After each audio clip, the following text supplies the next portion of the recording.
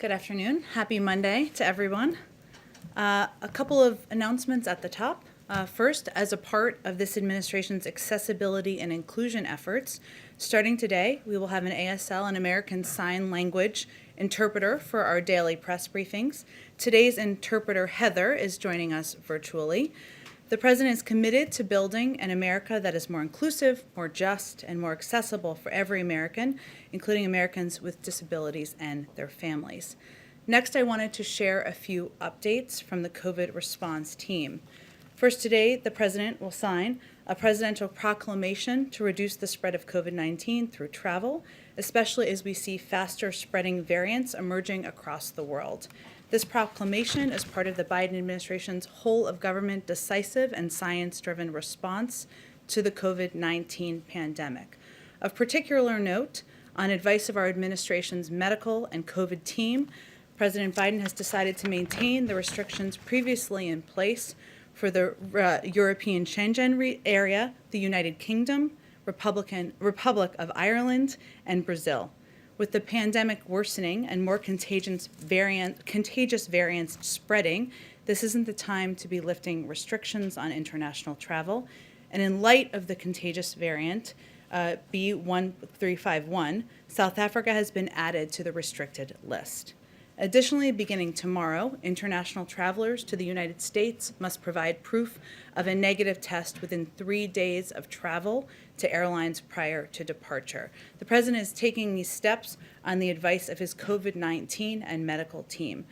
And we're already working as a real partner to the states to address their needs to vaccinate the public. This weekend, West Virginia asked the Biden administration for assistance at an understaffed vaccine distribution center. At the President's direction, FEMA was deployed to help support the vaccination site. This comes as part of the President's order last week that directs FEMA to stand up vaccination centers and support states' vaccination efforts. We look forward to continuing to be the partner for states moving forward. Last on the COVID, last update on COVID, I wanted to briefly preview the first of our public health briefings, which will begin this Wednesday and will be done regularly for the foreseeable future. These will be science-led briefings featuring our public health officials and members of our COVID-19 response team. These briefings will typically happen 3 times a week to provide the American people with key updates on the virus and our government's response. They're a reflection of our commitment to being transparent and honest with the public about the pandemic and the work our whole of government team is doing every day, and you will all be able to participate in those, of course, as well. Finally, this morning, President Biden issued an executive order setting the policy that all Americans who are qualified to serve in the armed forces of the United States should be able to serve. Today's action revokes the presidential memorandum of March 2018, and also confirms the revocation of the presidential memorandum of August 25th of 2017. Today's action fulfills another campaign promise. With this EO, no one will be separated or discharged from the military or denied reenlistment on the basis of gender identity. And for those transgender service members who were discharged or separated because of their gender identity, their cases will be re-examined. President Biden believes that gender identity should not be a bar to military service, and that America's strength is found in its diversity. America is stronger at home and around the world when it is inclusive. Last thing, sorry I said it was the last, but lot going on here. This afternoon, the President will sign an executive order that takes an important step to support American manufacturing. With this Buy American executive order, the President is already making good on his commitment to building a future that is made in America by all of America's workers. Through the Buy American executive order, the President will put to work the nearly $600 billion in taxpayer dollars that goes toward federal contracting in support of American manufacturing and good-paying jobs for America's workers. The EO directs agencies to close loopholes in how Made in America products are measured, so that we can close loopholes and increase the amount of a product that must be made in the U.S. for it to qualify under Buy American law. He will also appoint a senior White House official to oversee this policy to ensure it's actually enforced, and that all agencies are seeking small and medium-sized American businesses to make the products they need. The EO will also tighten and make public the waiver process so that American workers and manufacturers can see how federal dollars are spent and where they're going. So I will stop there, and Jonathan, why don't you kick us off? Thank you, Jen. We know you have to leave at 2 o'clock, so we'll just get started right now. 2 topics for you, please. One foreign and one domestic. Sure. Overseas first. Over the weekend, there were dozens of significant protests in Russian cities over the arrest of Alexei Navalny, which were put down harshly by police there. What sort of U.S. response is being considered? What sort of actions or sanctions could occur? And when does the president plan to speak to President Putin? First, I'd like to point all of you to a statement that was released this weekend by the State Department strongly condemning the use of harsh tactics against protesters and journalists in cities throughout Russia. These continued efforts to suppress Russians' rights to peacefully protest and assemble and their freedom of expression, and the arrest of opposition figure Alexei Navalny, and the crackdown on protests that followed are troubling indications of further restrictions on Russian civil society. So I'll just reiterate our call from here on Russian authorities to release all those detained for exercising their universal rights and for the immediate and unconditional release of Alexei Navalny. We also urge Russia to fully cooperate with the international community's investigation into the poisoning of Alexei Navalny and credibly explain the use of a chemical weapon on its soil. And last week, we announced that the president had issued a tasking to the intelligence community for its full assessment of a range of activities, including, of course, the SolarWinds cyber breach, Russian interference in the 2020 election, its use of chemical weapons against Alexei Navalny, and the alleged bounties on U.S. soldiers in Afghanistan. That is ongoing. That review is a 100-day review, so we'll have an update on that when it concludes. Actually, I apologize. I may have misstated that. It's not. I don't have a timeline for the timeline of the review. It's something that's ongoing. It's a priority, of course. Has a call been scheduled with President Putin? I don't have any calls to predict for you at this point, but obviously the president is picking up the phone, engaging with a range of foreign leaders, Europeans and others. There's more planned in the next couple of days, and we'll have readouts as those occur. Okay. And one here at home. The president has repeatedly stressed the urgency of the COVID relief package, the need to get something done now. With that in mind, in considering the reaction of Republican lawmakers to outreach that was done over the weekend, should there be a more narrow focus on the virus and vaccine that could be done sooner? And while we know that these White House officials have talked to the Hill, can you please speak to the president's personal involvement? Who has he spoken to? The president has been personally engaging with Democrats and Republicans. We're not going to read out all those calls for you because those are private conversations, and we feel that's the most effective way to get this package moving forward. As you know, there was a call that occurred yesterday that we did a brief readout on from that call, part of our ongoing engagement to talk with Democrats and Republicans. And I'll convey that this is how, in the president's view, and we talked about this morning, this process should work. He puts his policy forward, his vision forward, and then Democrats and Republicans can engage and give their input and feedback on what they think is going to work and how to move this package forward. So in our view, this is working exactly as it should work. But in terms of is there concern, Democrats themselves, Senator Sanders, has an independent, of course, and Speaker Pelosi has suggested the reconciliation should be considered now. The time is wasting. There isn't time for this sort of legislative back and forth. Well, the president himself has conveyed the urgency of moving this package forward, and that's certainly something he has also conveyed privately to Democrats and Republicans. And it's not just him. There's urgency to the American people for this package to move forward, because we are going to hit a cliff, an unemployment insurance cliff, I should say, in March, where millions of people won't be able to have access to unemployment insurance. We're going to hit a point where we won't have enough funding for vaccine distribution. Nobody wants to have the conversation, no member of Congress, in May or June when we don't have the funding to put back to reopen schools, I should say. So there's an urgency he's conveyed. I will say, as it relates to reconciliation, just to take a step back, everybody watching is not as in the weeds on the Senate process as all of you, so let me just take a moment to explain. Reconciliation is a means of getting a bill passed. There are a number of means of getting bills passed. That does not mean, regardless of how the bill is passed, that Democrats and Republicans cannot both vote for it. So the president obviously wants to make this bipartisan, hence he's engaging with members of both parties, and he remains committed to that moving forward. Go ahead, Caitlin. Just real quick, you were talking about the cliff in March. Does he think it will get passed by March? Well, there's an urgency to moving it forward, and he certainly believes it needs to be, there needs to be progress in the next couple of weeks. So he thinks by March it could get passed? Well, I don't want to give it a deadline on it, Caitlin, but I think we are all mindful and looking at that timeline in March as to when we will hit the unemployment cliff, and it's vital to get things done quickly and rapidly, as quickly as possible. So you said last week he wants it to be bipartisan. Of course, we've already seen the Republicans pushing back on the price tag, the $15 minimum wage, and who is qualifying for these stimulus checks. So is he willing to come down on any of that? Well, I'm not going to negotiate from here. Not that you're expecting me necessarily to do that. But again, the president feels this is working as it should. He proposed his package.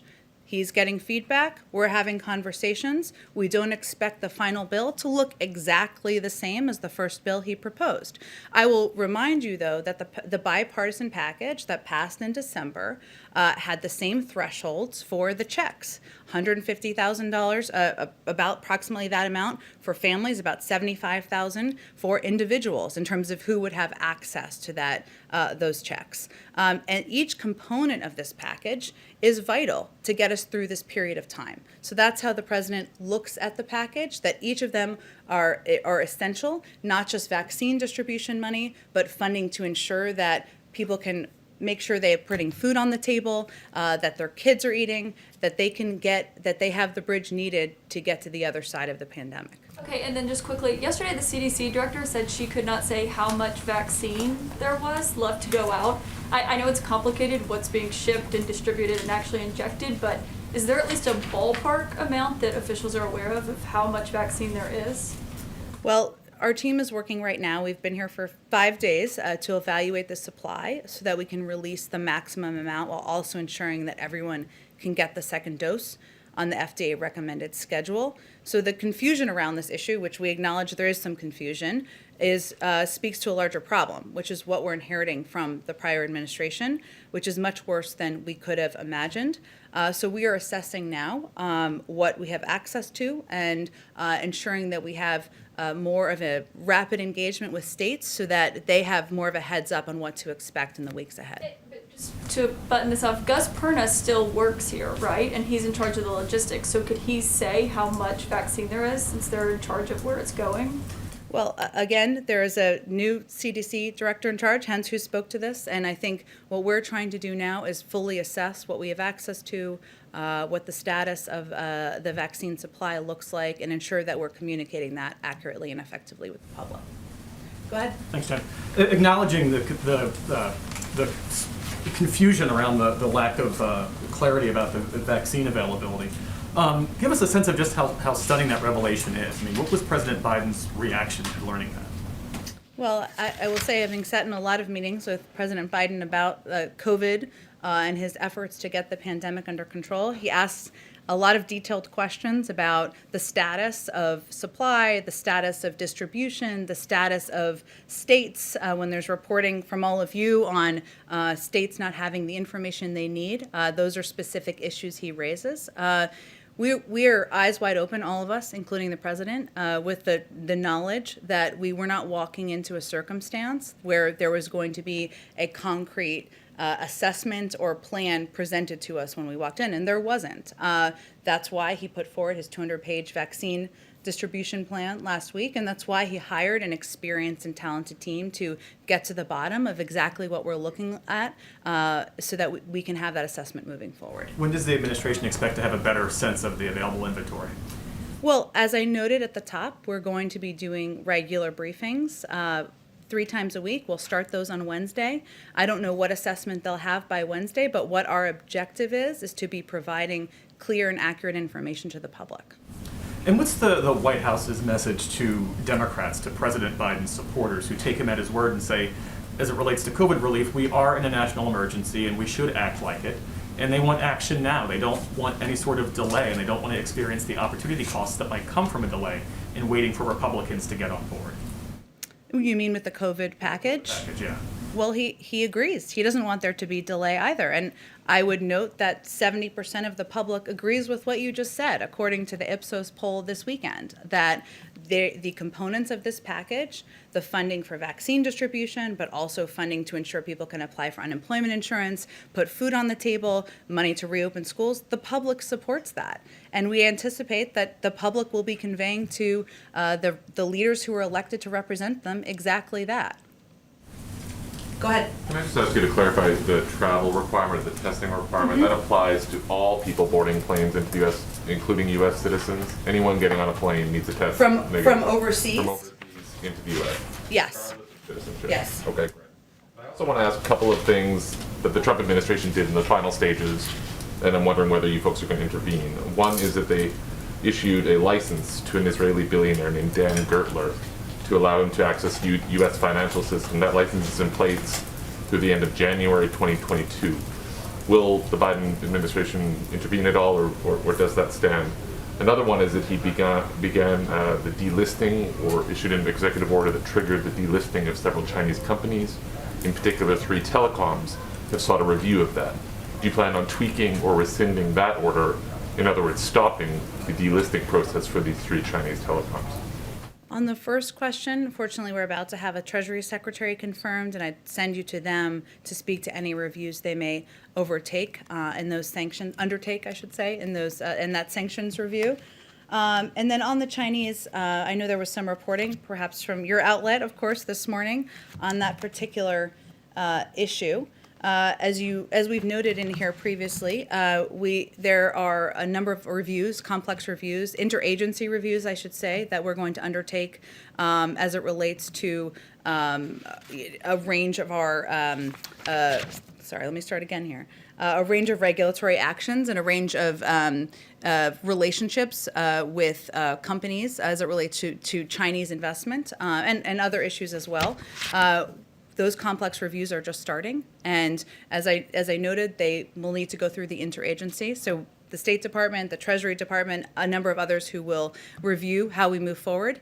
We're starting from an approach of patience as it relates to our relationship with China. So that means we're going to have consultations with our allies. We're going to have consultations with Democrats and Republicans, and we're going to allow the interagency process to work its way through to review and assess how we should move forward with our relationship. Is it possible that those reviews could lead to a change in this delisting process down the road? Well, I don't want to get ahead of any review, but certainly we're taking an overarching look at all of it, and as we have more to report, we'll report back to you. Finally, can I just ask broadly what the president believes President Trump's legacy is with regards to China, in particular around the tariffs he imposed? Does President Biden like those tariffs? They remain in place on quite a large sum of Chinese goods. Is that under review at all, or are those appropriate at this time? Well, as is the case with other areas of our relationship with China, he will take a multilateral approach to engaging with China, and that includes evaluating the tariffs currently in place. And he wants to ensure that we take any steps in coordination with our allies and partners, and with Democrats and Republicans in Congress as well. So nothing to report at this point in time, but we're committed to, the president is committed to stopping China's economic abuses on many fronts, and the most effective way to do that is through working in concert with our allies and partners to do exactly that. Go ahead. I wanted to follow up a little bit on some of the China issues. I know that there was an executive order requiring the sale of TikTok's U.S. business, and I wondered if there were plans to revoke it or enforce it, or what is the current thinking on that matter? It's a great question. I haven't had the opportunity to speak with our national security team about it. Happy to take it and see if we can get to you something more specific. Go ahead. Thank you so much. 2 questions for you. The first is sort of stepping back for a minute at what the administration's goals are. Unity is something that President Biden spoke about quite a bit on the campaign trail, talked about it during the transition. Could you talk a little bit more specifically about what unity will mean to this administration, whether there are any kind of benchmarks that you've identified to show that unity has been achieved? And I just sort of to contrast with the coronavirus task force, of course, you've got very detailed benchmarks about what that what you want to achieve sort of moment by moment. But with unity, are you talking about bipartisanship? Are you talking about something that's widely popular in the United States? Could you sort of go through what Biden's thinking about when he says that he wants to achieve unity?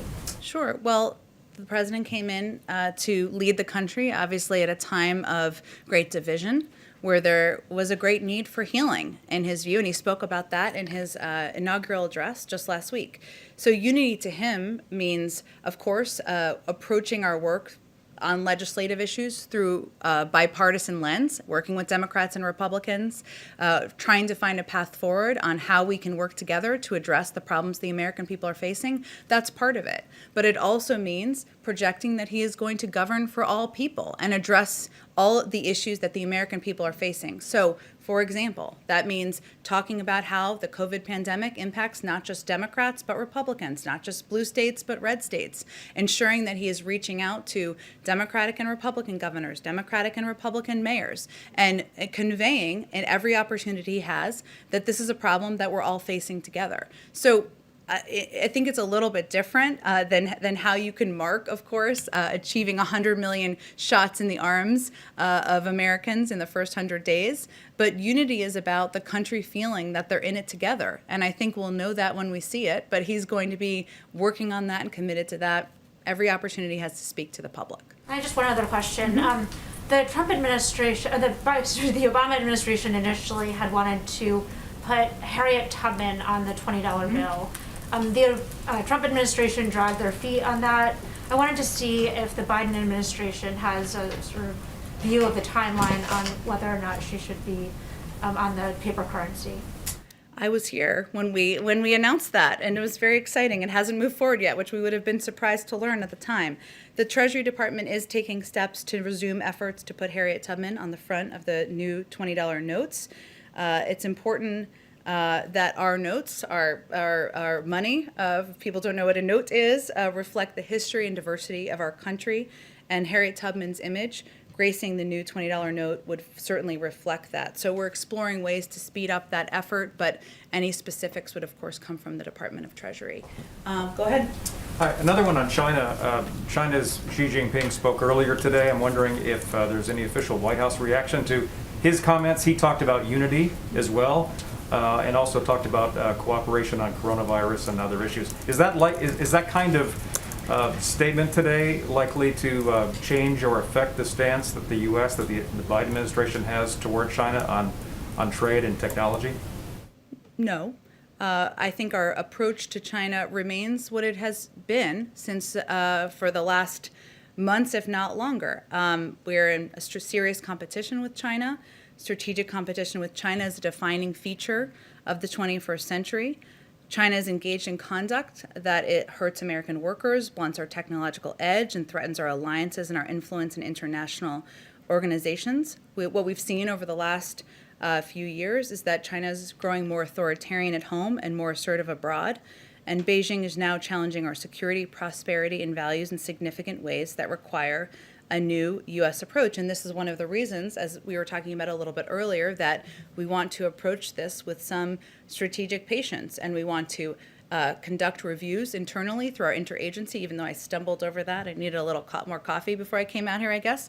We wanted to engage more with Republicans and Democrats in Congress to discuss the path forward. And most importantly, we want to discuss this with our allies. So no, the comments don't change anything.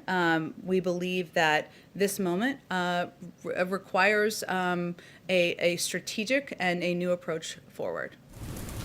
Go ahead.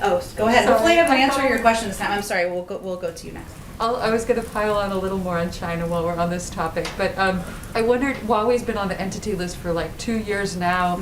Just before the Trump administration left office, they initiated a new policy to basically revoke and issue intents to deny licenses for even more innocuous items that U.S. companies were selling to Huawei. Does the Biden administration plan to keep Huawei on the entity list and continue to enforce this much more stringent blanket ban on U.S. goods sales to China, to Huawei? Well, technology, as I just noted, is, of course, at the center of the U.S.-China competition. China's been willing to do whatever it takes to gain a technological advantage, stealing intellectual property, engaging in industrial espionage, and forcing technology transfer. Our view, the president's view, is we need to play a better defense, which must include holding China accountable for its unfair and illegal practices and making sure that American technologies aren't facilitating China's military buildup. So he's firmly committed to making sure that Chinese companies cannot misappropriate and misuse American data. And we need a comprehensive strategy, as I've said, and a more systematic approach that actually addresses the full range of these issues. So there is, again, an ongoing review of a range of these issues. We want to look at them carefully, and we'll be committed to approaching them through the lens of ensuring we're protecting U.S. data and America's technological edge. I don't have more for you on it. As we do, we're happy to share that with all of you. Go ahead. President Biden, now President Biden, condemned protests and violence on the far left and the far right before he was president. Why haven't we heard anything directly from him about the riots in Portland and the Pacific Northwest since he was inaugurated? Well, he's taking questions later this afternoon, so perhaps you will. I will say from here that President Biden condemns violence and any violence in the strongest possible terms. Peaceful protests are a cornerstone of our democracy, but smashing windows is not protesting, and neither is looting. And actions like these are totally unacceptable, and anyone who committed a crime should be prosecuted to the fullest extent. Our team is, of course, monitoring it very closely. And as he pushes for federal help to businesses affected by COVID, should we expect to see any kind of federal assistance for these businesses up there that are affected by COVID and riots? Well, again, I think you know because we've had this conversation in here already a few times since I joined the team, that his focus is on getting the American people through this period of time and pushing forward on a relief package that will get them the assistance they need as it relates to the pandemic and the impact of the pandemic. So I don't have anything more for you on that. And just one more about the announcement you made off the top about the travel restrictions. Mm-hmm. When President Trump was imposing travel restrictions in March, specifically on China, then candidate Biden called it xenophobic and fear-mongering. So now President Biden is putting travel restrictions on people coming in from other countries. What word do we use to describe that? Well, I don't think that's quite a fair articulation. President has been clear that he felt the Muslim ban was xenophobic. He overturned the Muslim ban.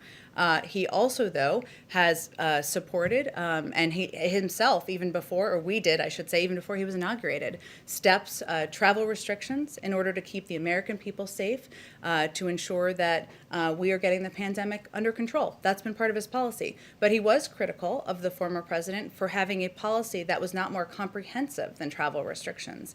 And he conveyed at the time, and more recently, the importance of having a multifaceted approach, mask wearing, vaccine distribution, funding in order to get 100 million shots in the arms of Americans in the first 100 days, not just travel restrictions. Go ahead in the back. Yes, two questions, one domestic, one foreign, please. The first is that Bill Pascrell, a congressman from New Jersey, just about an hour ago suggested firing the entire Postal Board of Governors, and he sent a letter to the president to that effect. Is there any plans to make changes, given what happened at the post office over the last couple of years, to try and remove the Postmaster General? It's an interesting question. We all love the mailman and mailwoman. I don't have anything for you on it. I'm happy to check with our team on it and see if we have any specifics. I'm not aware of anything, but we'll circle back with you. And on the foreign policy question, it's my understanding that the previous administration did not release the War Powers Act resolution report before they left office. Is there any plans for? I know there's a new Secretary of Defense as of a few well, I guess Friday, but technically ceremonially Friday. Today. Yes, exactly. Is there any plan to either release the Trump administration letter on the troop levels in various countries overseas, or to update that more quickly than might be required by the statute?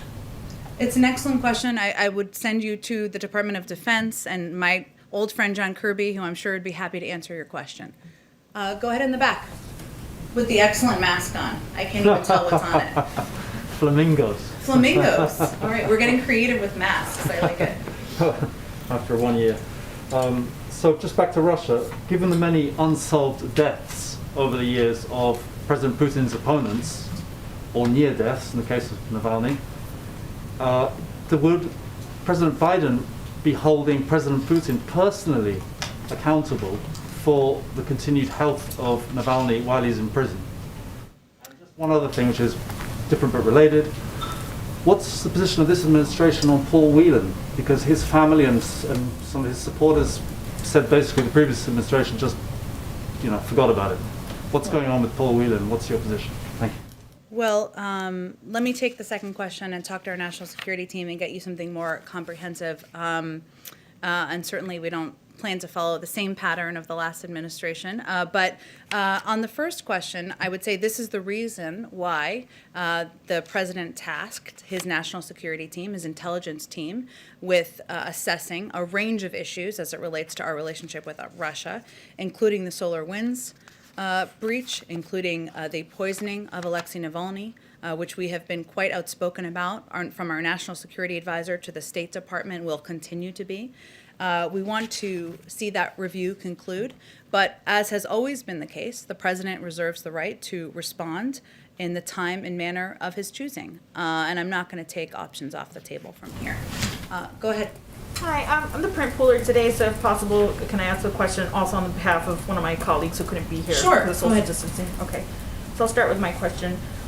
New York City Mayor Bill de Blasio announced today that the city is delaying the opening of large COVID-19 vaccination sites at Yankee Stadium, at Citi Field. Governor Cuomo has said the state has the capacity to vaccinate up to 100,000 folks a day if there was supply. As the administration is, analyzing and reconfiguring its distribution plan, how heavily is infrastructure being weighed? In other words, does New York get first dibs because it has the capacity to do this right away? And then the second question would be on the same COVID note. There are seniors who don't have access to websites, don't have folks vouching for them. Is there anything the administration is doing to ensure that seniors who don't have, anybody to assist them with scheduling these appointments, that they don't fall through the cracks? And then I have a second question from another reporter. Sure. So on the first question, this is a really important one. Infrastructure is pivotal. It's not just about the science. Scientists, medical experts, what they've done over the last year in moving this vaccine forward has been a Herculean effort. But now it is about ensuring that there are more vaccinators and there are more places to actually distribute the vaccine. And clearly, case scenarios where there are large facilities, whether they're football fields or others, to do that can be quite efficient. There are other places around the country where we are seeing developments along those fronts, and we're certainly encouraging that. But this is a multifaceted challenge. It's not just about having supply, which is pivotal, of course. It's also about having more people who can physically put the shots into the arms of Americans, and it's about ensuring we have places that can be done. I don't have anything for you on the prioritization. That's something, of course, that our team is working through, and we want to ensure that we are working closely with governors across the country to effectively do that.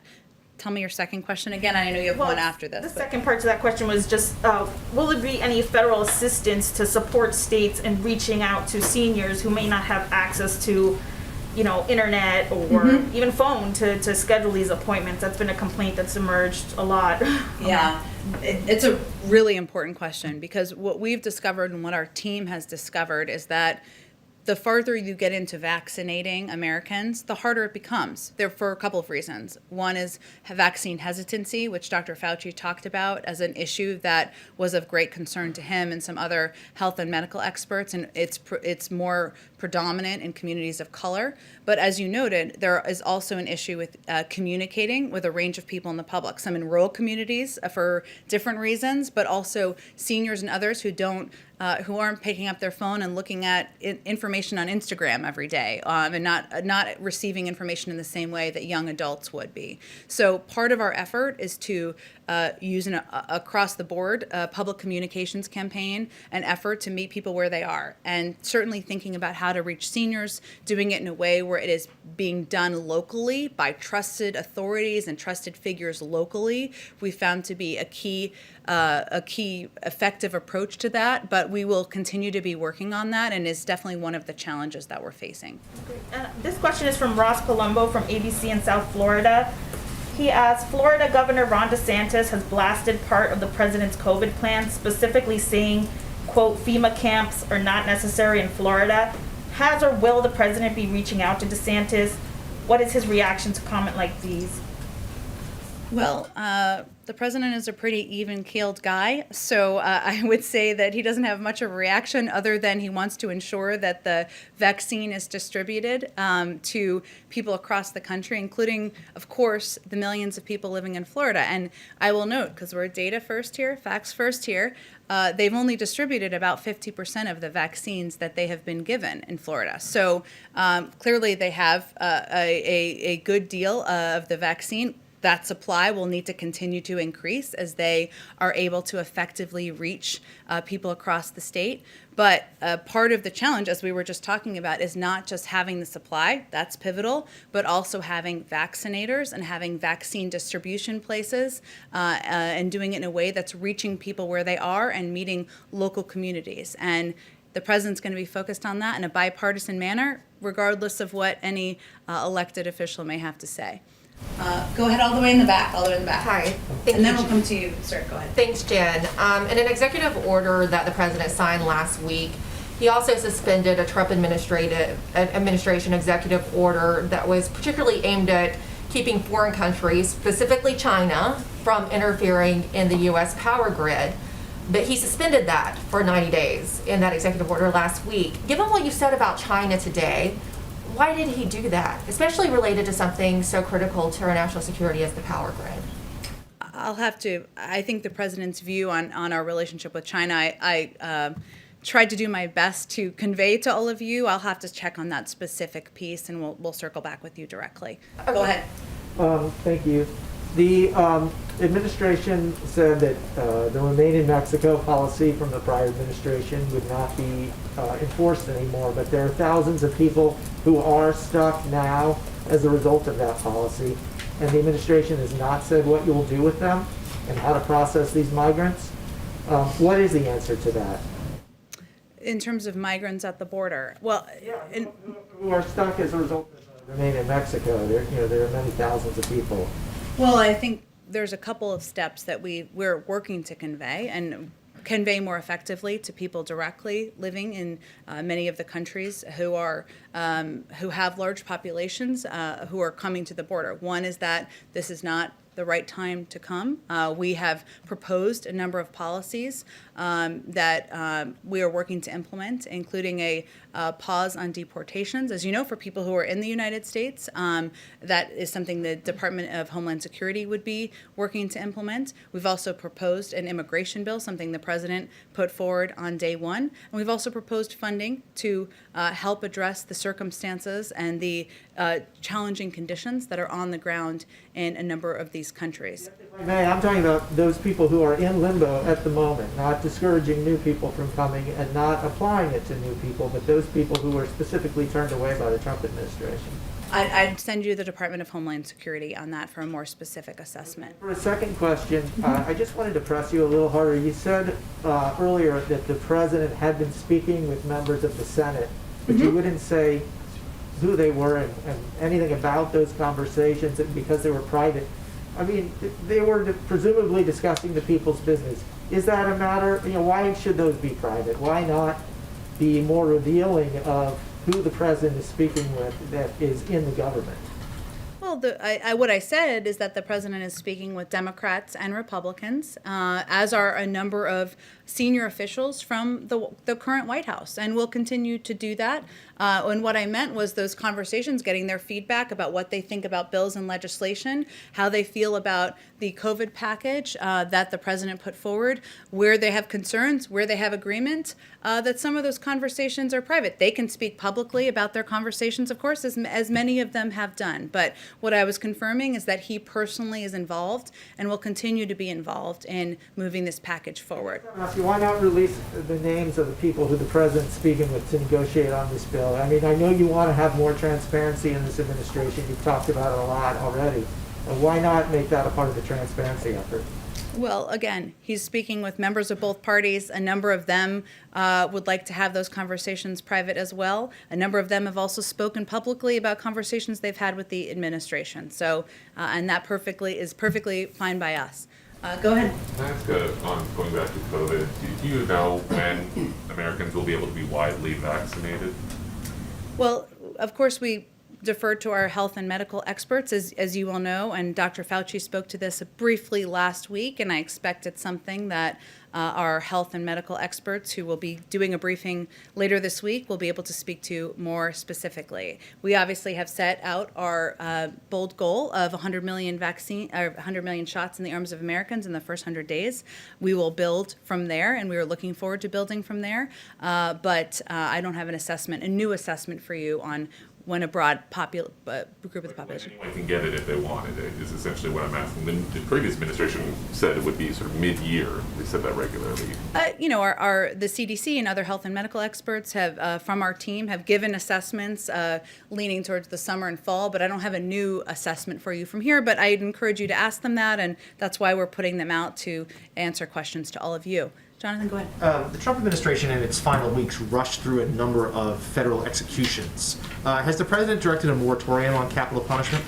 And does he plan to? The president's position on the death penalty, I think you're probably familiar with. Others may not be. He's opposed to the death penalty. I don't have anything to preview for you in terms of what steps he may take.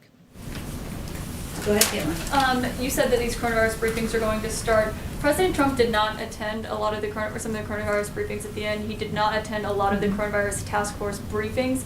Is President Biden going to attend those task force meetings within the group that's working on this? He will be briefed regularly, I suspect far more regularly than the past president was briefed on COVID and the developments and progress the team is making. I wouldn't expect he attends every task force meeting, no, but he expects and requests regular briefings from the team, and I expect he'll get them. Okay, go ahead. If the whole point of impeaching somebody is basically to get rid of them, and Trump is already gone, would President Biden support maybe the Senate censuring him just so that lawmakers can move on with the people's business? Peter, I really appreciate your creative way of asking this question, which has come up a few times in here. The president was in the Senate for 36 years, as you all know. He is no longer in the Senate, and he will leave it up to members of the Senate, Democrats and Republicans, to determine how they will hold the former president accountable. All right, thank quickly you, on Jen. Last one, good. Oh, last one. Go ahead. Go ahead. I'm sorry. I just wanted to ask really briefly on Afghanistan, if you guys foresee further troop reductions there, and what kind of numbers would we be talking about? It's an excellent question. We're on day 5, so I don't have anything new for you on specifically Afghanistan troop reduction, but I'm hoping to get Jake Sullivan out to the briefing room soon to answer a lot of your questions on a range of issues. Thank you, Jen. Thank you, everyone. Thanks, Jen. Jen, you haven't thanked my Thank you. question. All right, one more. I'm sorry about that. We don't want you to leave you hanging. Sorry, You've been very patient in the back. Yeah, I represent for the foreign press group. I course. have two foreign policy issue, one on China and one on the UK. Okay. On China, you just mentioned about competition, and President Biden's Asia czar, Kurt Campbell, says he hopes for a stable competition. Is that what the White House is looking for? And you just mentioned about this comprehensive strategy. When can we expect of that? I appreciate all of those questions. I don't have any preview for you on when we will have more specifics on our strategy. I've tried to convey the president's overarching approach. But again, this is a relationship that we are going to be communicating with and working with partners and allies on. There are a number of calls that will happen over the coming weeks with key partners and allies. I'm sure this will be a topic of discussion, as well as Democrats and Republicans on the Hill, and we are going to approach it with patience. And on the UK, we know over the weekend, President Biden had a phone call with Prime Minister Boris Johnson, and Mr. Johnson said they talk about the free trade deal. However, from the White House readout, we don't see that. Does the president support the free trade deal with the UK? I haven't talked to him or Jake Sullivan about that. I'll venture to do that and see if I can get more for you on it. And Thanks, what is everyone. committed? Thank you. Thank you. Thank you. Thank you.